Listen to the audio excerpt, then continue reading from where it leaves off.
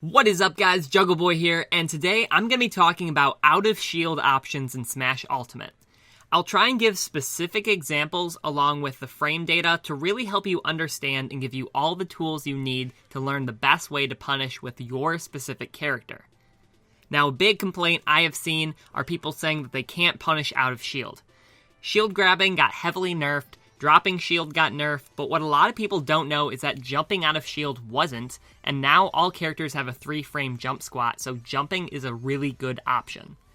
This translates to aerials often being the quickest way to punish an opponent, but I'm going to be going over all of your options and their pros and cons. Now, before I go over the specific options, I need to talk about a couple things. Shielding is performed by pressing and holding the L or R buttons, which are found on the top of your controller. Your shield deteriorates over time, and if it gets too low, it will break. Also, I want to talk quickly about frames for anyone new. For those who don't know, a frame is how often the game is updated to show a new picture. So there are 60 frames in a second in Smash Ultimate, so every time I say something like 12 frames, that means 12/60th of a second, which is 0.2 seconds. So obviously we're going to be working with very small numbers, but sometimes that extra frame can be the difference between a win and a loss. First, we're going to talk about parrying. Now, dropping your shield, which means letting go of the L or R button, within 5 frames of the move being hit will cause your character to parry. If you are confident on when your opponent's move will hit and think you can time it correctly, this is your best option. It gives you a +3 advantage and pauses the game a little bit so you can react and punish accordingly. Your fastest options from the parry are usually grounded moves, unlike with normal shield dropping, so you're going to want to do a tilt, maybe a grab, or a quick smash attack depending on the situation. But this is a topic for a whole separate video, so I'm not going to go into too much detail on this. You can also spot dodge, sometimes called sidestepping, which is pressing down while shielding, and it makes you intangible for about 15 frames.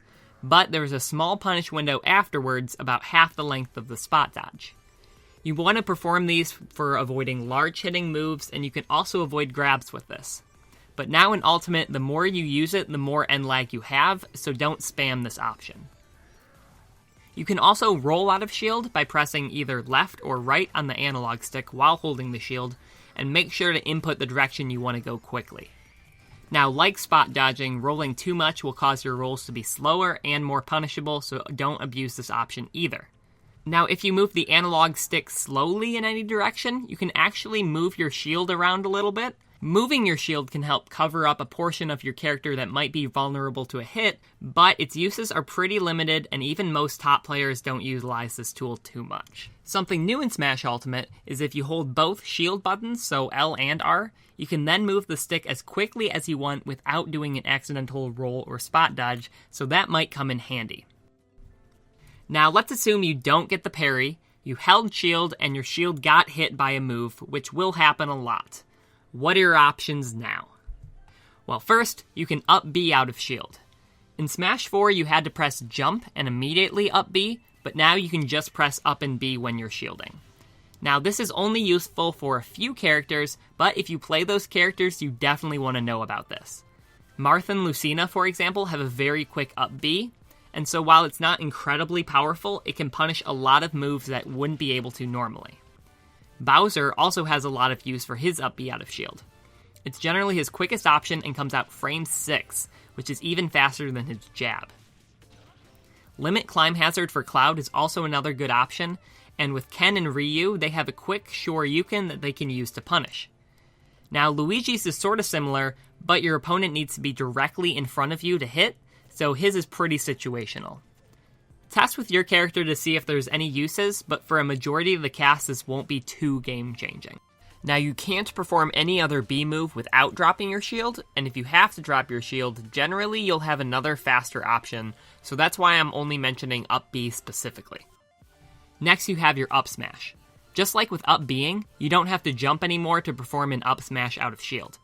And also similar to up B, it is the only smash attack you can perform without having to drop your shield, so it's generally the preferred smash attack to punish with if you think it's going to hit. You only need to press the buttons you would normally do to perform the up smash to do this, so you can just flip the C stick upwards, or just press up and A at the same time if you have your C stick set to tilt attacks. This can be a good option for characters with a quick up smash, but usually isn't your fastest option. But if your opponent has a relatively laggy move on your shield, it can be a decently fast way of punishing a hard hit on your opponent. Now we have shield grabbing. You can perform a shield grab by pressing A while shielding. Shield grabbing can sometimes be a good option, but isn't nearly as good as it was in Smash 4. There are now an extra 4 frames of lag after being hit, and most grabs are 6 to 8 frames, so it's going to be about 10 to 12 total frames before the grab comes out, which is not great, but sometimes okay, especially if you have good grab follow-ups. Now, grab ranges also seem to be nerfed in general since Smash 4, so a lot of times you'll be pushed too far away from your opponent to grab them. So in general, you're going to be using this option a lot less. And now we have the obvious one, dropping shield. You can let go of your shield by letting go of the L or R button.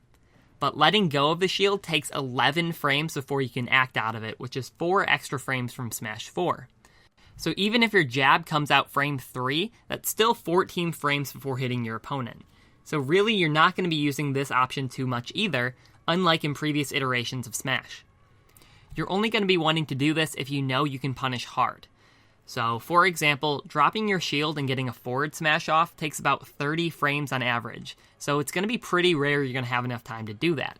Also, if you don't have any fast aerials, like some characters like Shulk or some heavy characters, sometimes it can be better to drop shield and perform their fastest ground move. Now lastly, we have jumping. Now jumping out of shield and performing an aerial is usually your best option. Characters now only have a 3-frame jump squat, so short hopping and doing your fastest aerial out of shield will usually only be around 6 to 10 frames total, which is much faster than dropping shield and performing something. But your quickest aerial might not always be an applicable punish tool. So for example with Kirby, his fastest aerial is frame 6, which is his back air. But if he's facing his opponent, a back air is not going to hit, and his next fastest aerial isn't until frame 10. So 10 plus 3 is 13, so this means there's only a 1-frame advantage of doing a forward air compared to dropping shield and then just jabbing. So try and find the frame data for your character, do the math, and figure it out. For a majority of the cast, your quickest option will be jumping and performing your fastest aerial, which is usually a neutral air, but some characters it's different. And if you're not facing opponent, back air is usually going to be your best option. Kuragane Hammer has frame data for some of the characters, and they're constantly adding more. Link to that's in the description. So if your character's not on there, try looking them up separately. Most characters' frame data is out there somewhere. And obviously, different moves on your shield have different optimal punishes, so your quickest option isn't always your best move. And some moves are so safe that you can't punish them at all. But knowing all of your options, especially your fastest ones, can be very helpful in improving your punish game. And practicing obviously is going to be the best thing to work on that. So if you have any questions, please let me know in the comments. I can try my best to help, or if you have any ideas for future videos you want to see, let me know. If you enjoyed this video, please leave a like and subscribe to my channel for more videos like this one. As always, thanks for watching. Peace.